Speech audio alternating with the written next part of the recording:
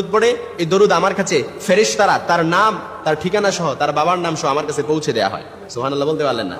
অর্থাৎ আপনি এখন দরুদ পড়ছেন, আপনার নাম এবং আপনার ঠিকানা সহ, আপনার বাবার নাম সহ ফেরেশতারা এই দরুদ নিয়ে আল্লাহ রাসূল সাল্লাল্লাহু আলাইহি ওয়াসাল্লামের কাছে পৌঁছে দেওয়া হয় এই দরুদটা। কারণ দরুদ এটা এমন একটা আমল, বিনা নোটিশে আল্লাহর কাছে কবুল হয়ে যায়। এখন দরুদ পড়ছেন, আল্লাহর কাছে কবুল, আল্লাহর কাছে কি কবুল। এজন্য একটি দরুদ যদি আপনি ইয়াকিন এবং ইখলাসের সাথে পড়তে পারেন, ইনশাআল্লাহ আপনি যা চাইবেন তাই পাবেন, এবং আপনার যত রকমের গোপন রোগ আছে সব গোপন রোগ থেকে আপনি মুক্তি পেয়ে যাবেন একটি দরুদ। তবে আমলটি করতে হবে ইয়াকিন আর ইখলাসের সাথে, কারণ প্রত্যেকটি আমল মাকবুলিয়াতের জন্য শর্ত হচ্ছে আপনার উপরে 100% 100 এবং ইয়াকিন থাকতে হবে যে আল্লাহ তাআলা আমার দোয়াটি কবুল করবে, আল্লাহ তাআলা আমার দোয়াটি কি করবে, কবুল করবে।